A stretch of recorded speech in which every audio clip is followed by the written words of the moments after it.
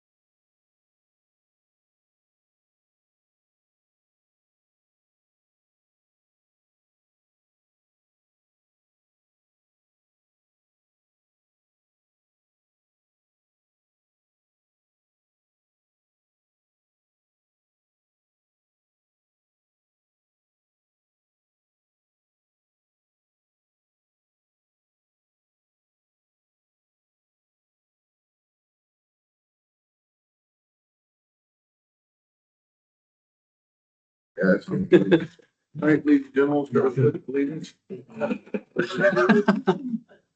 I pledge allegiance to the flag of the United States of America and to the republic for which it stands, one nation, under God, indivisible, with liberty and justice for all. Thank you very much.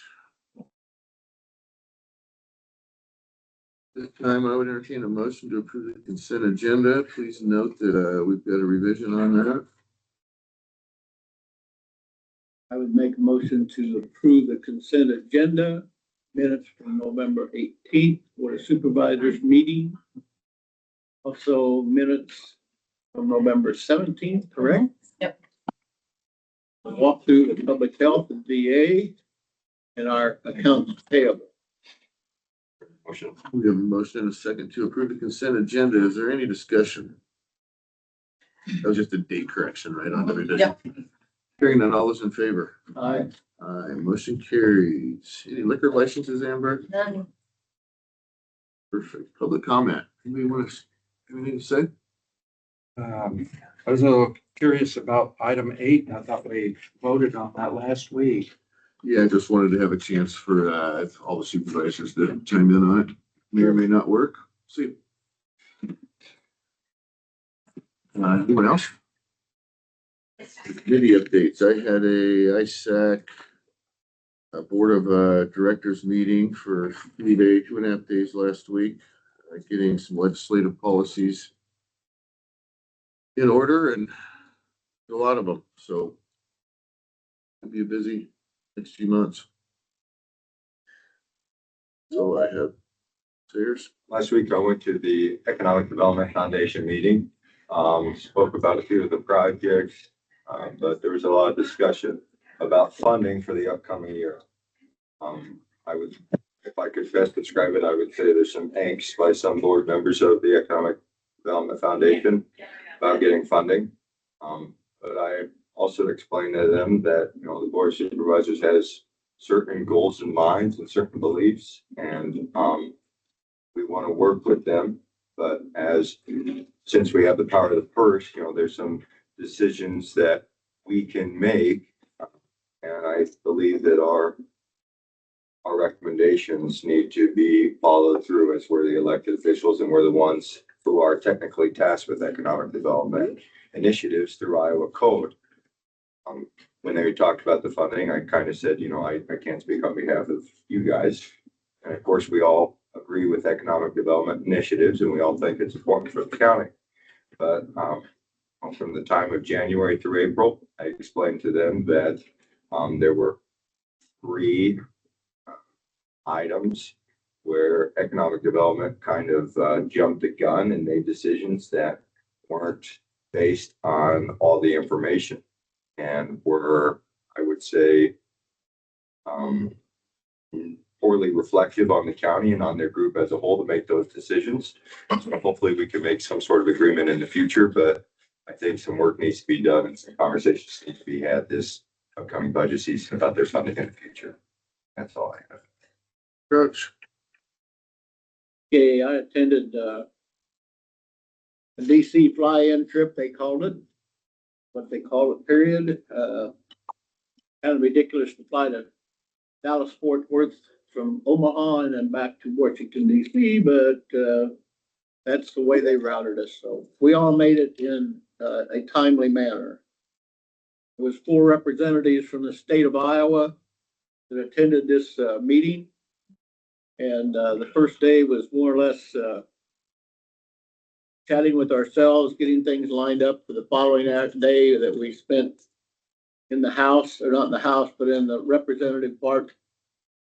We met with all of our legislators there, plus 2 other legislators that they set us up with, just for informational purposes, see how things are done in other parts of the United States, The biggest problem we've had, the other 3 gentlemen that was with us have had flooding in the last 3 years.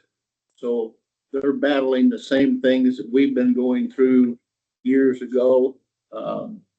Their biggest complaint is FEMA. and how it is handled.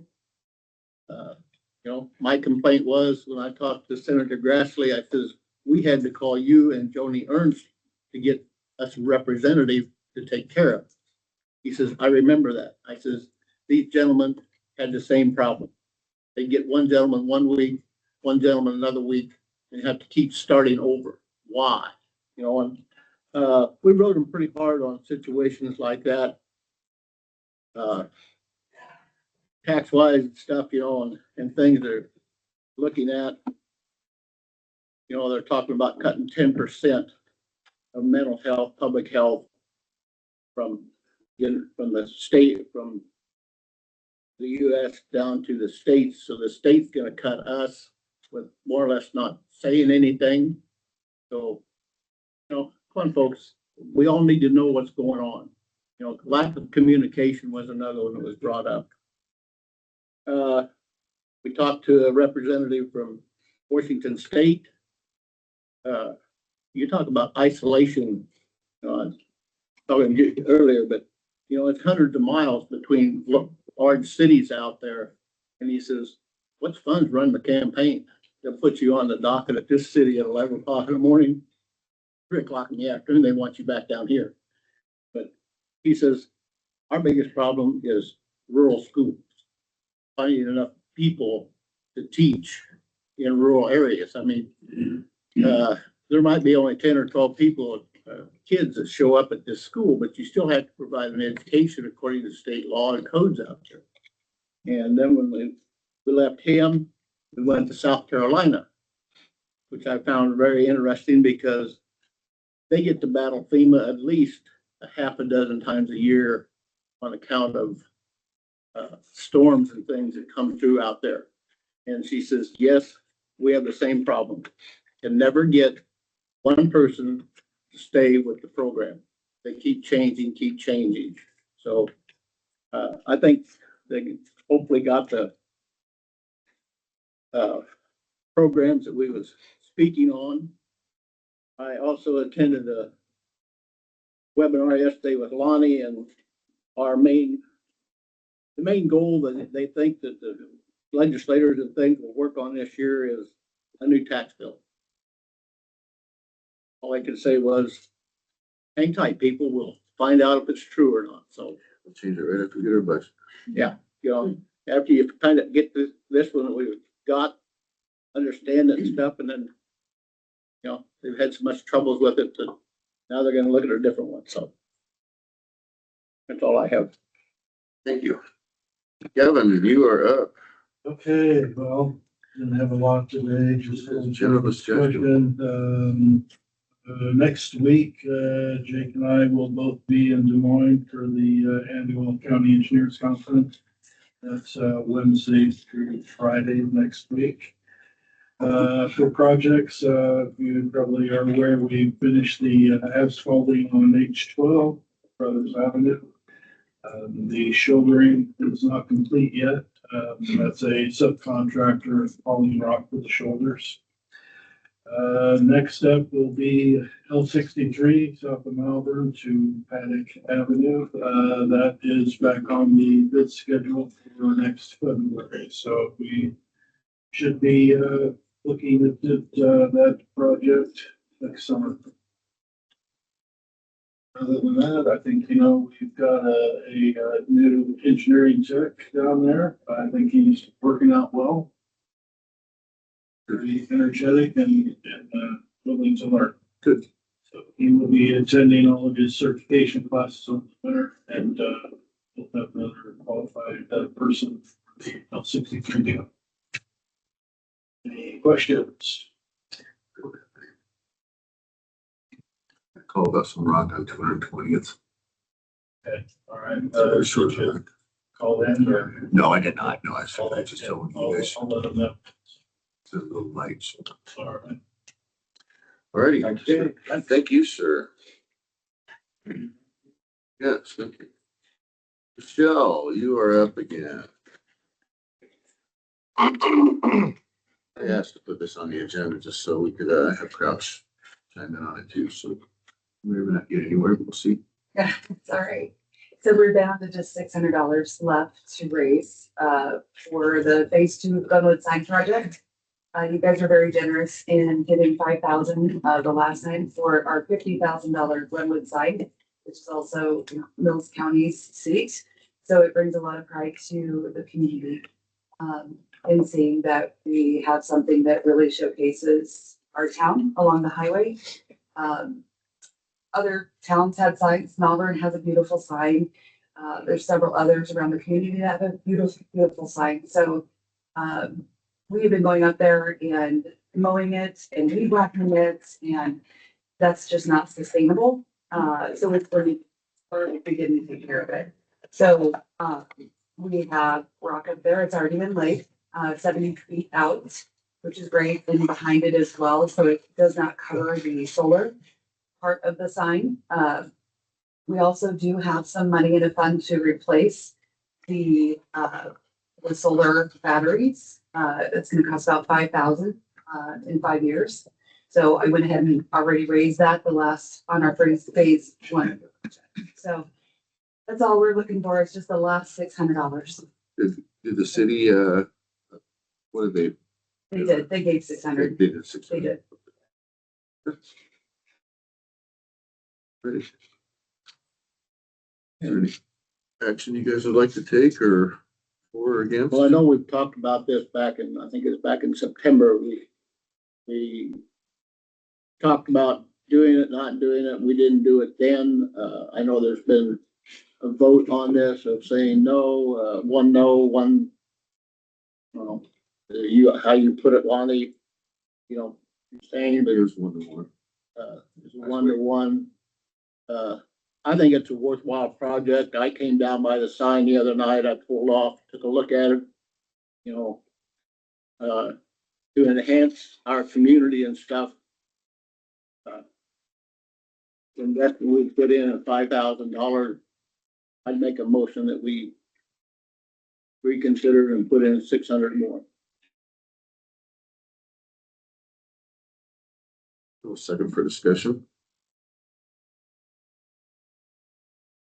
We have a motion and a second to approve $600 for the sign. And how will we pay for this, Mr. Crouch? I think we have some in local option. 5,200 remaining of that betterment. To kind of regurgitate a little bit what I said last week. Very appreciative of you. Did that too last year with the sign and how nice it looked. It's one of those things that the county did contribute $5,000 to last year. We have projects around the county that last week, Emerson Improvement Organization, EIO, is working on projects that directly relate to the county right of way, county property. Malvern has asked for funding. They asked for funding, I believe, in August or September for a child's care program, not a child care program, just an after-school program for kids, and that funding got denied because the board of supervisors at the time, it was a 2-1 vote that they wanted to save the money for the rest of the fiscal year until we found projects that we wanted to invest in. And with that, although I really appreciate it, and I think it's a incredibly good thing for our community to have it, especially the Glenwood community. I think there are projects all around the county that haven't gotten funding, that need funding, that directly relate to the county as a whole, county property, county right of way. And I think the board of supervisors in the county as a whole has done its part with the $5,000 last year. So I am still against it. Any other discussion? We have a motion and a second to approve $600 out of the betterment fund lost funds for the Glenwood sign. Is there any other discussion? Hearing none, let's do a roll call. Amber? Mayberry, Yes. Sayers. No. Crouch. Yes. Motion carried. Thank you, Michelle. Thank you. Next item on the agenda is consideration of formal action regarding the repayment of FEMA funds to Iowa Department of Homeland Security and Emergency Management due to overpayment. I think it's here to. What was that number again? Was it It's 246,672.49. 692. short of the 49 cents? So I went through kind of everything, all the buyouts, all the extra stuff, the, the abstracts and Thank the you for finding that. appraisals and all of that. I think we total the buyouts was a little over 10 million. 75% of that was FEMA. The other 25% should have been a mixture of state and local, match, but we got the community development block grant to cover that 25%. And just in case anyone is wondering, that money was really slow to come. That CDBG money was really slow to come in. I think we didn't get our first payment from them until September of 21. So basically what FEMA said was, we'll front you all the money for these buyouts because obviously we needed to get the buyouts rolling. And then our payments were supposed to be reduced once that CDBG money came in. So, if they gave us an extra $500,000, our next payment from FEMA would have been reduced by $500,000 if we had the CDBG money already. Unfortunately, it was a little late in the process when we got that money. So we got all of the CDBG money that we should have gotten. We received it, it was here, so it covered, so that 246 was basically because it was so late in the game, we weren't able to reduce our payments anymore. So that's what we owe. So it's there. It was never, I did a pretty thorough through of all the receipts we've received, like I said, every cent that we should have received. So and I didn't notice, there were nothing that I noticed that would have been, considered maybe an improper payment somewhere, you know what I mean? Like it's all there. So Glad you it's found just was just kind of sitting there. So We still have it. Yeah. Sure. Any action on this, gentlemen? Make a motion to make a repayment of FEMA funds to Iowa Department of Homeland Security and Emergency Management due to an overpayment of $246,672.49. Nickel. I'll second and make a comment. I called,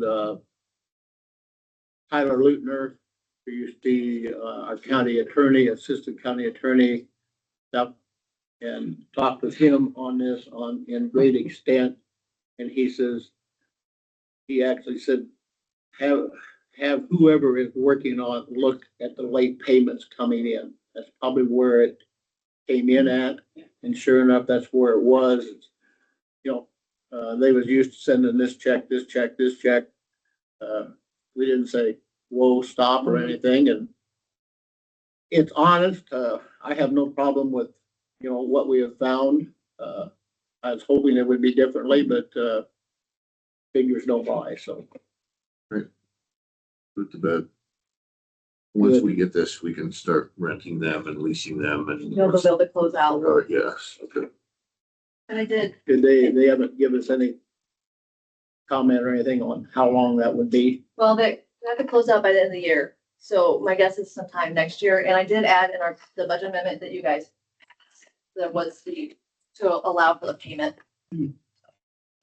And I think when we met with Terry, he said that I think they need to close out the public assistance one as well. So that'll be next up. And looking at that money was also part of this. So that's kind of another area just to make sure that everything, that covered all the demo. Sure. So that public assistance grant was all the demo. So we also had CDBG funds to cover that. So. Any other discussion? We've got a motion and a second to authorize the repayment of FEMA funds to Iowa Department of Homeland Security and Emergency Management due to overpayment. 246,672.49. Any other discussion? Hearing none, all those in favor? Aye. Aye. Thank you. Thank you. Thank you very much. You are welcome. Mr. Phillips? Morning. I'll be brief. If you guys have any questions for me, feel free. Otherwise, last week we have interviewed some jail candidates, both male and female, and now we have a female. However, the interview went well, and some very good candidates came through. So we're excited to create a list on the male side, female side, we have one writer. We have one, so that's sure. Good. But yeah, things are going well. Kevin mentioned next week that he's got a meeting on really, we have, we're in school. Tuesday night, Wednesday, Thursday, Friday. So we'll be out of town for. So, otherwise, things are moving along well. Any questions for me? I have none. Well, it's kind of a tough process to get people to be jailers. How many, do we just have one position open right now? Right now, yes. Yeah, and we run without that, doing that, just because we need a male. Yeah. And we hired a male, we just basically had to hire a bunch of the time. So we're looking for the female in particular. It has been difficult. Extremely difficult. We had a lot of applications that came through, say a lot, there's 12, 15. That been basically come in actually. But actually, we have one more yet, and I believe. Ongoing. Yep, yeah, never ending. You're right. Thank you. Okay, thank you. Matt Wyatt, Building and Zoning Consultant, public hearing ordinance 2502 at 8:45. Have to hang tight for a little bit Well, here. we could,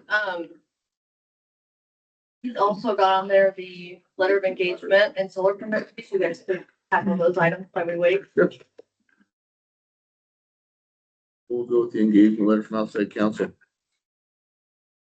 We were able to get one firm to tackle this, and that's, Baird Home, Lee Greenwald. I think you've all seen him down there before in different capacities. He's offered to help the zoning board of adjustment out with this matter at a rate of $350 per hour. Up to, it would go up to 3,000, like what was originally discussed. I don't expect this to kick off in December. I think that we will pull everybody together in January. Yeah. Get through the holidays, get everybody's head straight. And that way we can get attendance and everybody. And I would imagine that it's gonna start with the coming in and just kind of finding out what questions do they have. I did have, just so you know, the county attorney's office review this. Thank you. Yes, update on that. What do you think, guys? Make a motion to accept the engagement letter from Baird Home for outside counsel for zoning board of adjustment. Second. We have a motion and a second to select Baird Home for the engagement letter from outside council for the zoning board of adjustment for a rate of $350 an hour up to $3,000. Any discussion? Hearing none, all those in favor? Aye. Aye. Motion carries. Board permit fees, want to hit that one? Yeah, I think this was a discussion item for information purposes. We have a large project get permitted in Malvern area. And when we took that permit in and went through the fee schedule of it, it equated to a maximum of $10,000 permit fee project of that size. That is going to be, I mean, for a project of that size, that's a very small permit fee. And I haven't actually seen them separated out. County does. I would really recommend that you all as a board can look at that and say it's really no different than your commercial building permit fee or industrial building permit fee. And just align it with that, be the 1% of your project valuation. That's going to give you all some leeway in the actions, kind of like what you just did with the project out by Malvern, where you're kind of look at that and say, that's what you're gonna, you adjusted your permit fees for them based on that kind of economic development impact. We could potentially having something. But for a project of that size, the amount of road use and traffic generation, everything else that's gonna go, that's pretty good. It's like a drop in the bucket. Yeah. You know, anything for 370 acres. I mean, you probably would have had seen permit the I mean, it might seem shocking to some, but it wouldn't have been out of line to the industry. It would have been closer to $1 million for permit fee. I'd like to hear from you.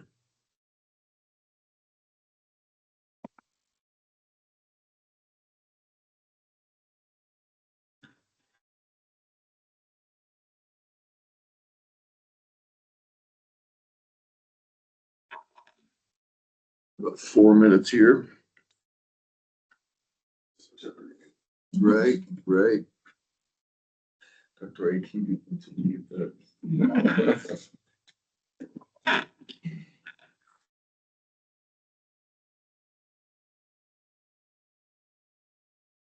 Staying busy down there.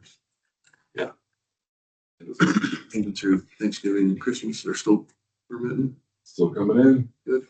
Yeah. They have, there used to be almost like a set time frame where you could say around Thanksgiving, the faucet turned off, right? Until January, February time frame. But with the weather, the mild winters that we ended up having, really kind of goes through. Still running. We're still running dirt. Mm-hmm. The dirt up in your neck of the woods too, aren't you? How much they got, how much they have left on T-Shaper? I don't know. I've been communicating with Sean on that. She's been, their lawyer's been communicating with her on how that's going. Right now, I would say in our area collectively, we probably have the most dirt moving that we've ever seen at one time. Well, And they're saying it's because they want to put house in. Is that my understanding? Which one? You should. No, No. that is a court ordered remediation that's happening at that parcel there. this is strictly excess dirt that they, after they got done building, bringing it to restoration period and stuff, this is dirt that, we're allowing to be moved out. So that, I would just soon see the mountain stay there, but it's going Google, so that's a real mess. Yeah. There's over 100 just trucks, not even, we're not talking truck trips, just trucks running in and out of that site. I don't get it. And I think the sheriffs, both counties, no offense back there, Mr. Sheriff, but, when you go around the greenhouse corner, as I call it, if one pulls out, there could be as many as 4.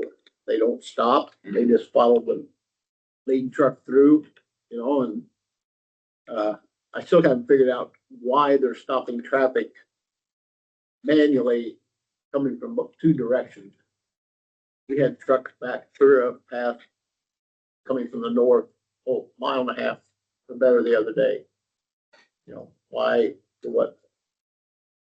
Well, I appreciate it because when they first started doing that, the stop sign where they stopped the traffic was right after the curve. So I got down there one time and got rammed into. Oh, yeah. Ended up on the straight and narrow, but it's still not great.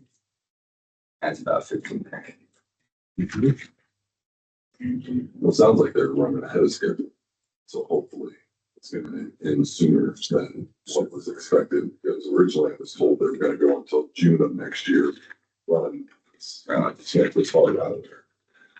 Now it sounds like they're gonna, north side up in Pot County, gonna end in December. And, I'll just take a little bit, explain the southern side of the county. And should be all done for now. Perfect, that for now. I'm sure that there'll be no extensions. Well, it was interesting to drive by every 2 weeks or so to see what they tore up, put up, build up, tore down, moved. Changes quickly. I used to worry about running off that road, and now, yes, you only got about 50 feet and it's all flat.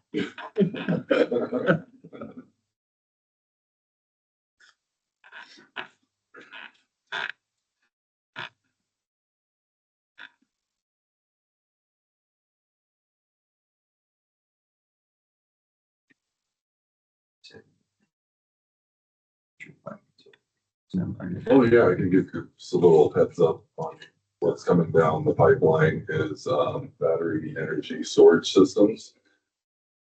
Nuclear energy generation facilities and storage and waste storage on there, and that is based on an update in the state of Iowa. What happened with the big beautiful bill is that it rolled back the tax credits that were available to wind and solar projects, but it left battery on the table for tax credits, and now all these people who are looking to cite those projects are now looking to cite battery energy. And they do kind of correlate with solar projects that are out there. And so to try to get ahead of what is going to be incoming, you're going to add some general terms to, we're looking to add some general terms to the zoning ordinance for siting regulations. Yes. Yeah, so the plan is to get them to the planning commission next month.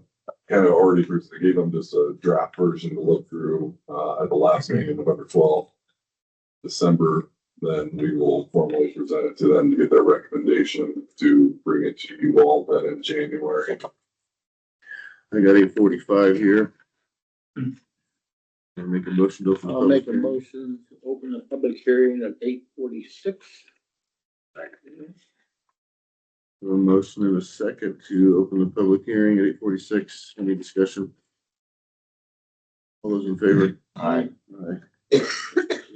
Any written, oral, emails?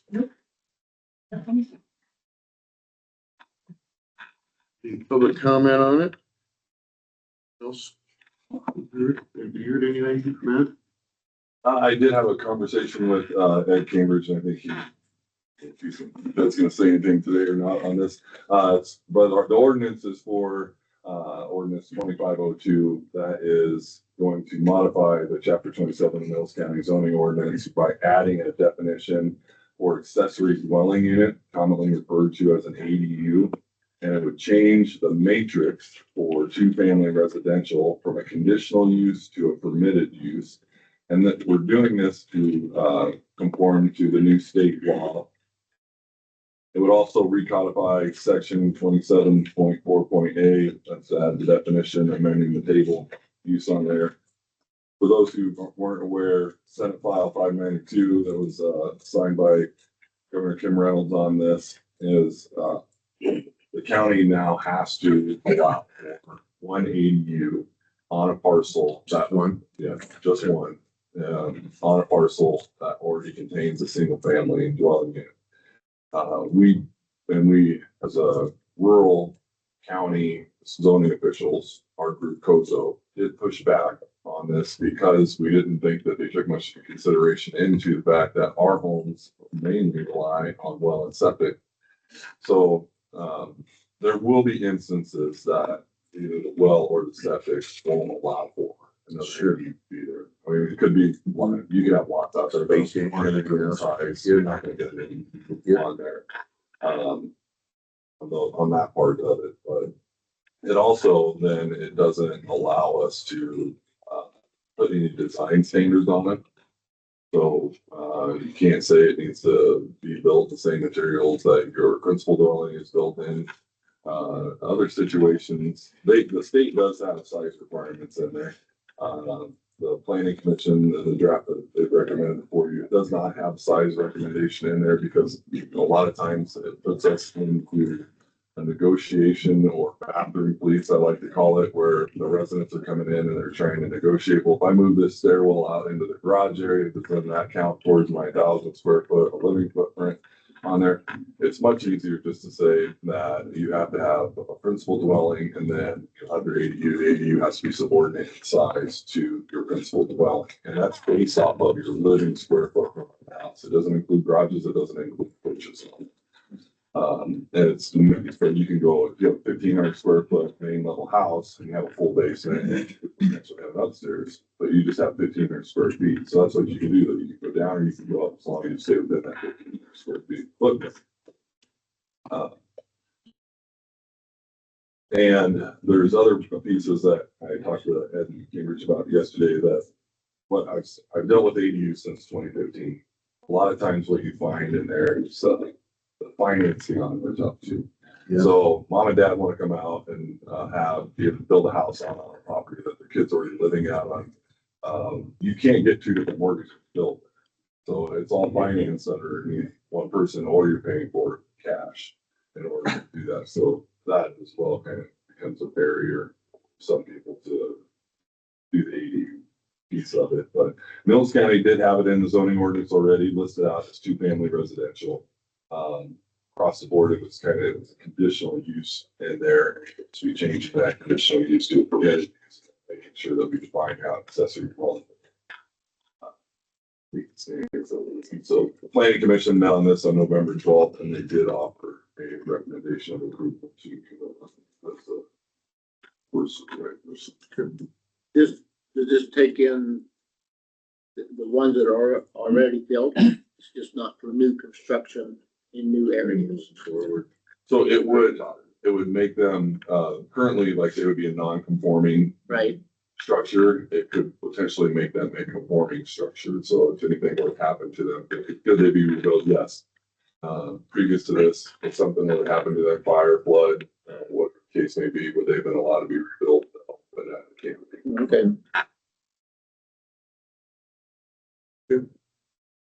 Did you have anything to say, or did he get it for you? Yes, I have something to say. Go for it. I'm at Cambridge, 20703 Barris Road, Glenwood. I'm speaking this morning as a licensed general contractor, a licensed real estate broker, and a taxpayer in Mills County for over 50 years. I have several questions and concerns about the local impact of this state law, as well as the zoning ordinance changes that are being required by the law to make ADUs legal where they aren't now. Number one, is someone going to be available to monitor process after these ADUs are approved for construction? Two, will these ADUs be required to be built by a licensed contractor? Or is this going to be a great opportunity for ambitious do-it-yourselfers? Detached garages, sheds, shops are showing up on acreages all over the county. How many of them might be converted to ADUs without a permit or inspection? Who will determine if the septic system is actually upgraded to support the increase from 2 or 3 bedrooms to 4 or 5 bedrooms? That'd be more or so. Well, environmental, yeah. Will the original 100 amp panel and electric service be adequate to handle the new HVAC, the water heater, and kitchen appliances? And who might be held responsible when the property is sold and the ADU construction doesn't meet code requirement? When and if this invasion of ADUs, which will now be legal under this change, does become reality, and if it does, I think the county is going to need a lot more resources that are now in place to monitor the process. I realize you're being asked to respond to a state law that's already in place. You have no choice. You have to follow the law no matter the consequences. I'm convinced this could be another law of unintended consequences, created with good intentions, but with bad results. Someone felt these ADUs would be a solution to their perceived problem. In this case, I hear their solution is going to be our problem. Thank you. Anybody else?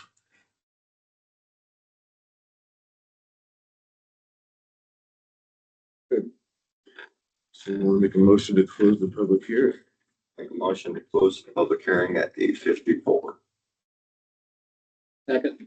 You have a motion and a second to close the public hearing at 54. Is there any discussion? Hearing none, all those in favor? Aye. Next item on the agenda is consideration of formal action, first reading of ordinance 2502.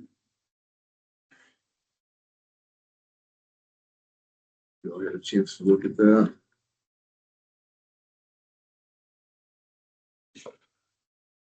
I would make a motion that we approve this, but Mr. Cambridge has brought up some very important issues that, you know, I'm sorry to say our good friends in the Dome building don't care or don't know about.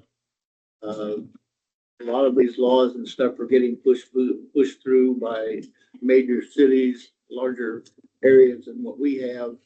We have no idea what goes on out here in the country. They think everybody has water, everybody has sewer. It's gonna lead to a lot of controversies that we could end up clarifying, and I don't think that's the way it was meant, but that's my feeling, that it's gonna come back to this board and Mr. Wyatt here trying to straighten out a mess the state put before. I mean, there might be room and stuff, but when you consideration, you have to have a septic field and probably another well. You know, unless you have a real good well, I don't know how you can produce for two houses. So there's a lot of questions that's got to be answered yet. But Under your understanding, Matt, you made the motion. Yes. Second the motion. Thank you. For discussion. You know, if an accessory dwelling unit went into a property, septic system isn't up to par for both, it could be denied through environmental health and not hooked up. That's one of the benefits there, but with electrical, if we have any. We have electrical instructions. State doesn't. State does. Yeah. State actually permitted. And that, so when you permit it, if you, it requires a second service on your property, that comes in at a higher rate than a commercial rate. It does.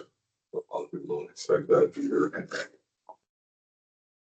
Yeah, it is, would be like they came in and said, well, they're, everybody, I mean, I'd say almost 99% of the people, when they install a septic system, it is to the minimum specifications, right? They don't add a bedroom and just leave it hanging out there. So it would more than likely to require its own septic system and or an upgrade principal dwelling septic system. And you can pump it in as long as it met the requirements for both. Even that, it's much larger one. Questions? Any other discussion? Hearing now, let's do a roll call, Amber. Mayberry, Yes. Crouch, yes, Sayers. Aye. Motion carries. Consideration of formal action setting the second public hearing for ordinance 2502, setting it for Tuesday, December 2nd at 8:45 a.m.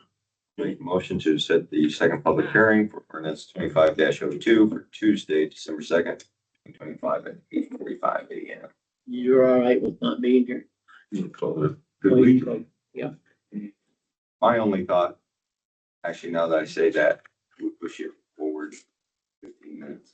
I think you've already published it, haven't you, Matt? Is it published? I think we had to publish it early because Yeah, of the we Thanksgiving did. holiday. Okay. So that's why, we did 8:45 just because that way we had to have it.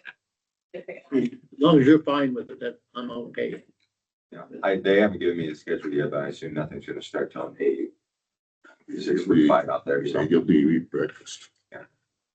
We give you a wake up call. Second that, Mr. Krebs. Yes, We have a motion and a second to set the public hearing for the second reading of ordinance 2502, December 2nd at 8:45 a.m. Any other discussion? Hearing now, let's do a roll call, Amber. Sayers, Aye. Crouch, I, Mayberry. Yes. Thank you. Thank you, Matt. Thanks, Matt. Buddy. Good Thanksgiving. Sure. Next item on the agenda is Veterans Affairs Office move on the listed items. This one's moving time.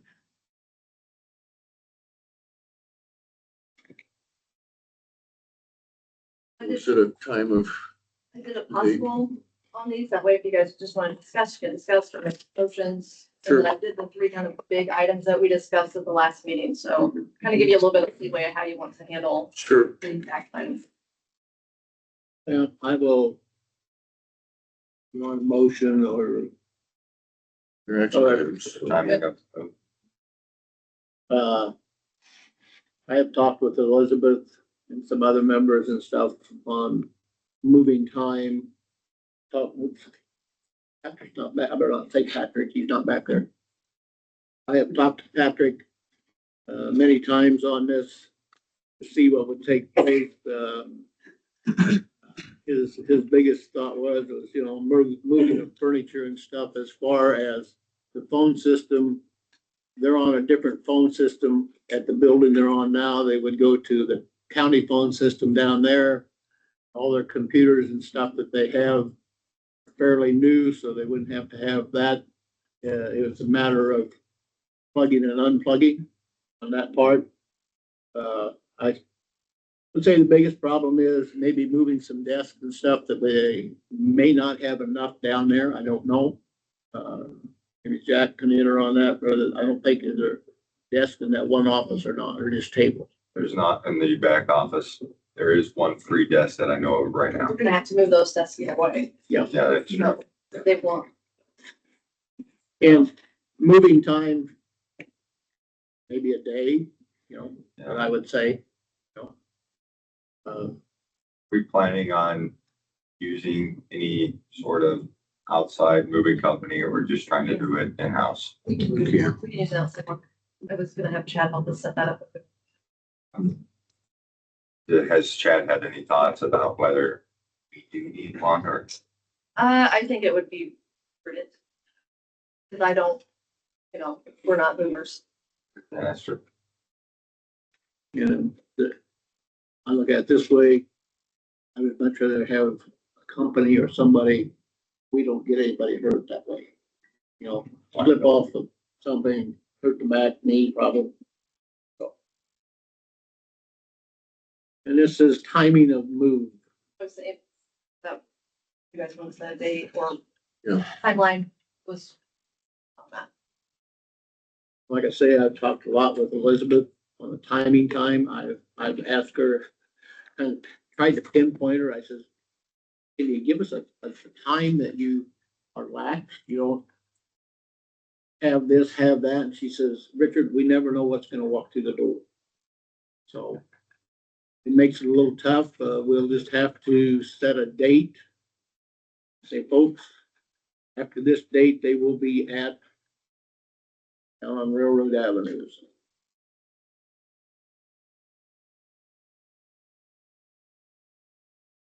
Get through the holidays. That's what I say, you know, the month of December is totally messed up. I would say sometime the middle of January be feasible. That would be lovely. Yeah, I mean, just to give us time, we can get something in the paper, we get, you know, And I start would letting people know. request you to make a motion, make it pending, pending availability of moving company of some sort. So that way we have a little bit of leeway there in case we can't get somebody lined up for the actual day. Okay. As we kind of discussed that, I will make a motion that we will be looking at the middle of January, considering a moving company to assist. Date-wise, we'll work around something that you people can come up with, okay? January 14th, January If 15th, you right in the wanna say middle. I mean, that's- January 14th, Just give us we'll- something to we throw will- at, right? Yeah. Okay, We can tell people by the end of January, we're assuming we're somewhere else. That makes sense? Second that. We have a motion and a second to set the timeline of January 15th pending a moving company for the Veterans Affairs Office move. Is there any other discussion? Hearing none, all those in favor? I, Aye. Motion carries. Designation of office space. You two have been more involved in this than I have, so. Yeah, make a motion for the VA office, the staff to have the current reception area, center office, and current. Sure. And you're talking about the reception area stays period. That's there's, okay, you're talking center office, the one that is right to the north in the center part, and then the one that's back behind.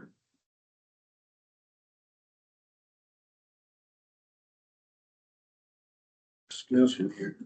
I have a disagreement with you, Jack. I know that it would be a move for public health to move from where they're at now with, gentleman from Hunt County that is in the office right to the left of the hallway, and then public health is down the hall from that. My principal part on that is that, you know, we have veterans that have a lot of disorders. We may not see it. We're not, you know, we're not there with them, but talking with the office down there now, they have some people that, have problems of being concealed. Yes, you could call it confined. They like to see out in the open and things, so I would argue the point with you, Jack. I would like to see. Did you say this for discussion yet? Sorry. Yeah. Okay, I thought you did, sorry. I'd like to see, I know it's a move for public health, but we are a county of more than 3,000 veterans. We are the number one county in the state of Iowa. Take care of our veterans. And I wouldn't want to see anything fall in front of that. I mean, yesterday I talked to some people on our meeting we had virtually and stuff, and beforehand and things, and several of them mentioned, you know, congratulated us for being the number one county in the state. I think we should be very proud of. We have a group of people taking care of veterans down there that is unbelievable. And yes, there's some veterans that's kind of upset about moving and things, but in the past 20 years that I've been sitting on this board watching things, let me tell you folks, the first veteran building we was in was probably one of the worst locations you could think of in Mills County. You either had to go up 40 steps of steep ones to get to the back of the office, or you walk 2.5 blocks to the front of the building. Nobody ever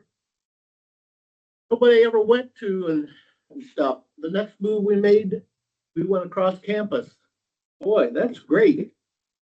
You had to walk around the building up, I think there's 14 or 15 steps. Then you got inside the building, then you was escorted around to the elevator so you could go to the 3rd floor. And, you know, it just, then we finally come up and got this building bought, got them moved in there, and, you know, yes, it's been very convenient, very nice, but there's some obstacles to it. Parking is one. Going out in the street with a walker and stuff is not my idea of maneuverability and things. Going up a ramp on the north side, I realize no one has gotten hurt, but it's still an obstacle to me for veterans that have to use assistance of some type. Whereas the building we're moving to is zero. Bathrooms, everything. And if they need be, there is handicap restrooms and there are normal restrooms. We can put as many handicap parking places as we want up front. Eliminate snow removal and stuff for Elizabeth to look for and try and find someone to scoop their ramp. So there's goods and bads on it, but I would, you know, argue the point that I would like to see the veterans have an open window. I appreciate your comments and respect your view. And this has obviously been a topic that we've discussed Board of Supervisors, VA Commission since January. Looking at the actual data of it, the back office has a window. And when we say back office, it seems a lot further than it actually is. The back office is actually closer to the doors than Caitlin's current office, which is over there in the corner and in the front. So that office is technically closer. It's closer by, let's see here, about 20 feet. In addition to that, I understand veterans coming in with issues. I appreciate that, and obviously the county is very proud of our VA agency. And like you said, I think the reason why we have such high staffing numbers and high clientele is because of the staff. I don't think it's because of the office space. I think it's because of the staff. And that's what we've discussed all throughout this move, is what matters most is the direct services to the veterans. And we need to find ways to make sure that we can continue to have those direct services to veterans as the state keeps doing unfunded mandates to us, making us pay for things we don't want to pay. Our taxpayers surely aren't so happy about their tax rate. So we need to find solutions to make sure that our veterans still have their services. Like I said, the back room is closer to the door, has a window. The middle room is, can have a window installed, one-way glass. We've talked about that. Same with the reception area. No matter what, that's going to be probably glass in the future at some point. But looking at the actual staffing, we're talking about moving Caitlin, the Liz Boston, home health care supervisor, and I believe 2 home health care aides. So there's 4 people in those 2 offices. And we're going to move them, and those are large offices, for 2 people.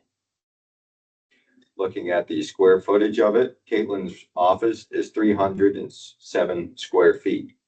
So we're going to put 1 person in a room with 307 square feet. I don't think that's necessarily a good use of our space. I don't think that that is a working model. I don't think that that adds up. I understand wanting to be in the front. I understand wanting to be more accessible, but when you actually look at the data, they are more accessible in the other offices. And that was measured yesterday by our facilities manager, Chad. Public health, we cut their budget by 50%. They've gone through issues. They've taken it with strides. They've been nothing but understanding of what is needed to happen to make sure that we can continue to provide direct support to the population that needs it in our county. And in addition to that, I would say that Ben Berberidge, who works with General Relief, who works with different groups like SNAP and SIRHA, he has people that come in all the time too, to discuss about their traumatic experiences, to talk about what has gone in their life and how they can get the support that they need to. So, I mean, no matter what you are, if we change the offices, somebody gets their downsides. So it's not just about moving, and it's not just about the cost and time of moving the public health offices. It's about, the effects that can have on business people too. And when you look at the fact that it is closer, those offices are closer, the back office is closer to the door. I think, in my opinion, it's kind of a no-brainer that that should be the solution. So your motion is to give VA the reception area, the center office, and the conference room. Yes, it is. Okay. Just want to make it clear. And Richard, you're thinking, what else? Just want to keep this clear. No, I kind of These- stated myself. Are you good with these 3? He wants. Plus one, or? No, the reception area stays, period. I mean, that's for the VA. And then the office, I'm shooting for is right to the left where, gentleman is, and then Caitlin's office Ben. down the hall. Ben's office, Caitlin's office, and the entire home health staff. So right now, the motion on the table is Mr. Sayers requesting or made a motion to VA get the reception area, the center office of the conference room. Is there any other discussion? Hearing none, all those in favor, I have a request for roll call. do a roll call. Sayers, Aye. Mayberry, No. Crouch, No, The motion fails. Can we have another motion on this, Mr. County Attorney? Or do we have to put it on next week? Understand it's, the motions are split aye and nay. 2-1. So that motion failed. We could do another one if we choose. If you choose. Would you like to make a motion for something else, or you? I'll go back to what my statements has said, you know, I know it's a move for public health to be move into those other two offices. Square footage wise, I don't think that doesn't bother me how big, how small your office is compared to what we have down there now. They're kind of bunched up in the one we're in with these two offices we're looking at on the, I'm gonna call it the left-hand side of the building, Lonnie, for better purposes. Yeah. Would be any offices. Public health would take over center office and conference room. Say those again. Would be Ben's Yeah. office. The VA offices would be on the left-hand side of the hallway. Wait, we have these written here, Richard. Can you describe them? Ben's office. Caitlin and Ben. Okay. Caitlin and Ben in the reception area. Right, the VA will keep the reception area, period. That was mentioned Sure. before. When we get down here to some building things, good thing. Hope you understood my motion. Like, Your motion is to have VA be in the reception area, Ben's office and Caitlin's office, the way they're described here. right, Anything else on that? The motion on the floor. I will second that for discussion. We have a motion and a second to have VA move into Ben's office, Caitlin's office, in the reception area as per the list provided on the agenda packet. Any discussion? I would just ask that we have roll call. I would still kind of regurgitate once again that by giving them those offices, we are putting a larger staff that also sees clients on a day-to-day basis into we're moving them. And like I said, a larger staff, we're moving them into a much smaller area. And in addition to that, it is technically a less accessible area. So I think that has to be said. Any other discussion? Here none, we've got a motion on the floor by Crouch, seconded by Mayberry to move VA into Ben's office, Caitlin's office, reception area as listed in the agenda packet. Is there any other discussion? Here none, let's do a roll call. Crouch, Yes, Mayberry, Yes. Sayers. Thanks.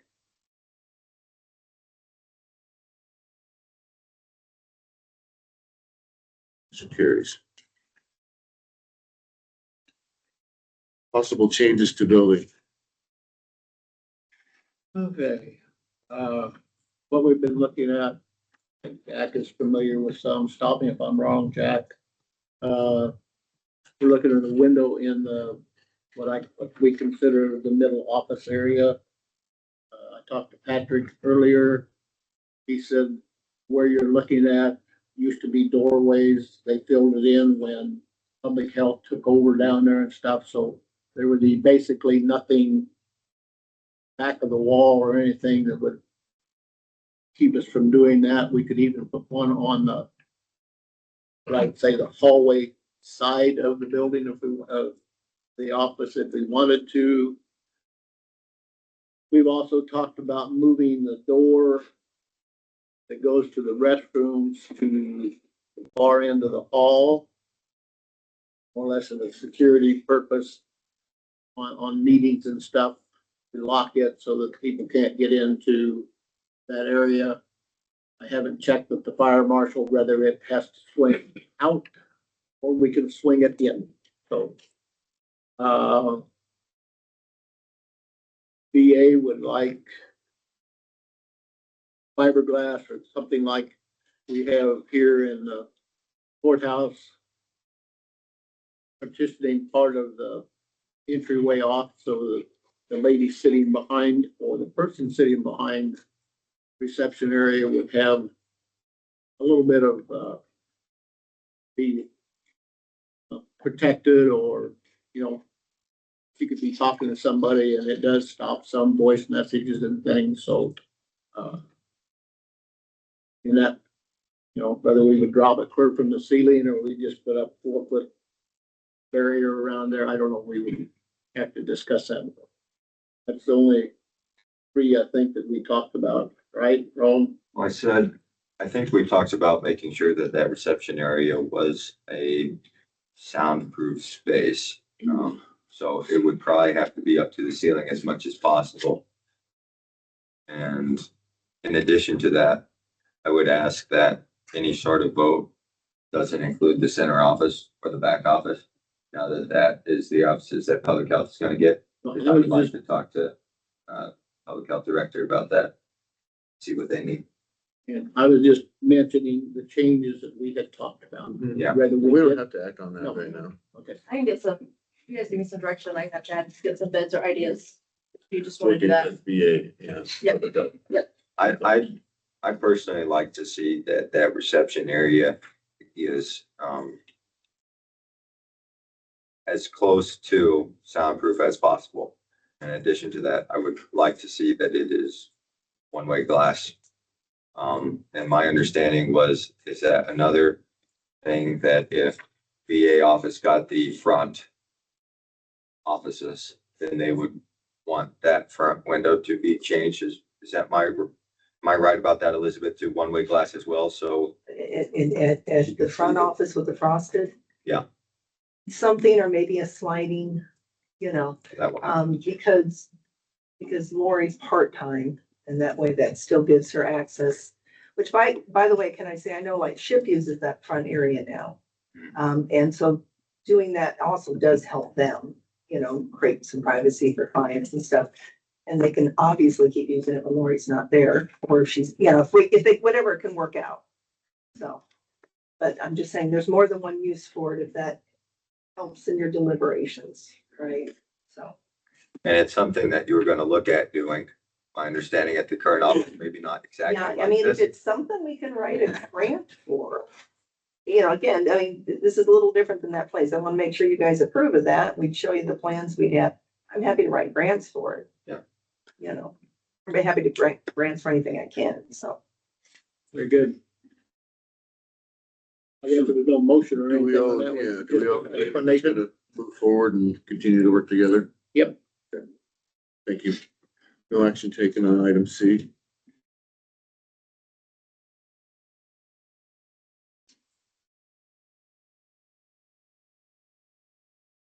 Amber Farm and consideration formal action, resolution 2539 obligating funds from the incremental property tax revenues for appropriation to the funding of an economic development payment obligation on a urban renewal area. Yep, so the next three resolutions are our required test certifications that we have to every year by December 1st.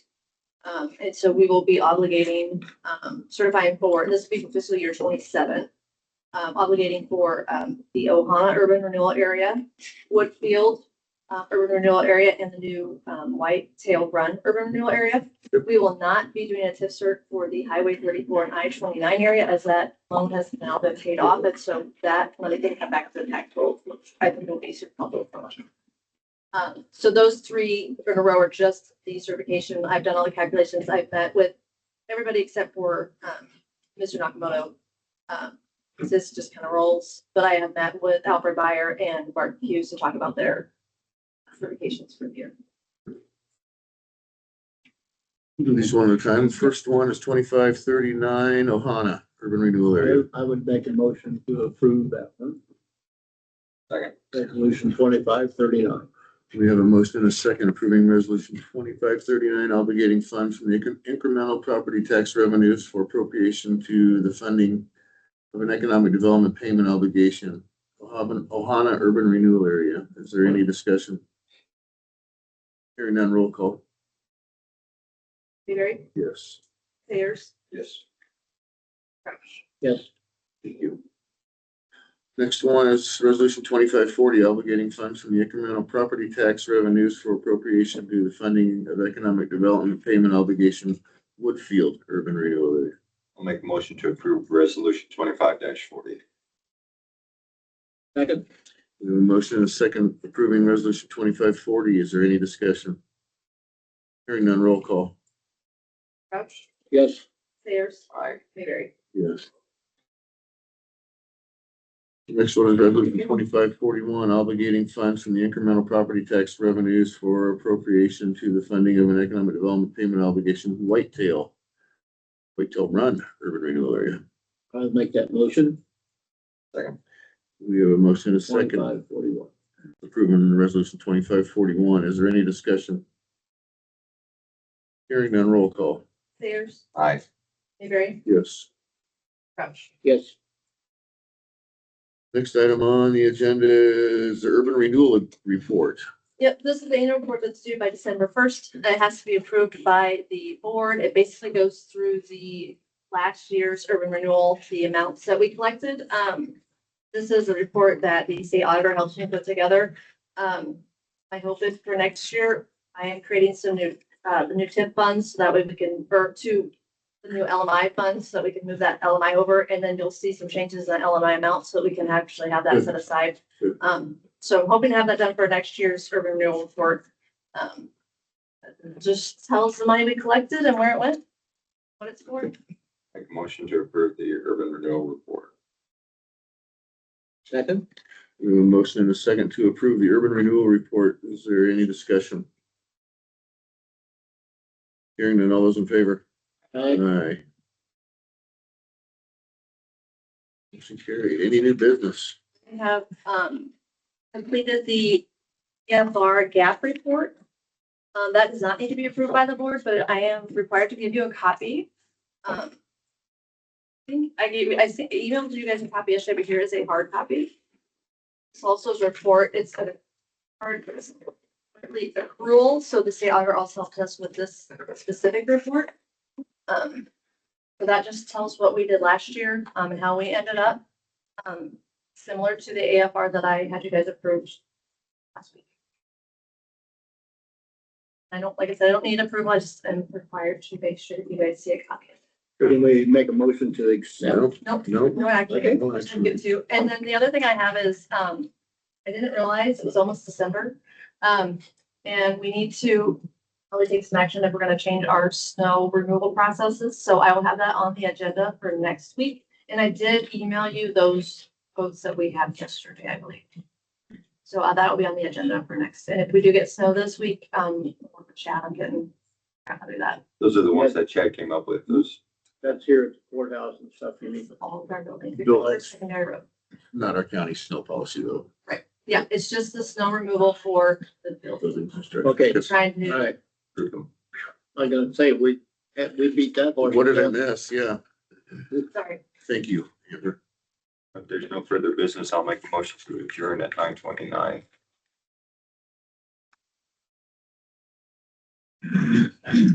A motion and a second to adjourn at 9:29. All those in favor? Aye. Aye. Aye. Thank you. We are adjourned. Thank you, Jack. You have some very good news. Yes, yeah, they were. Appreciate it.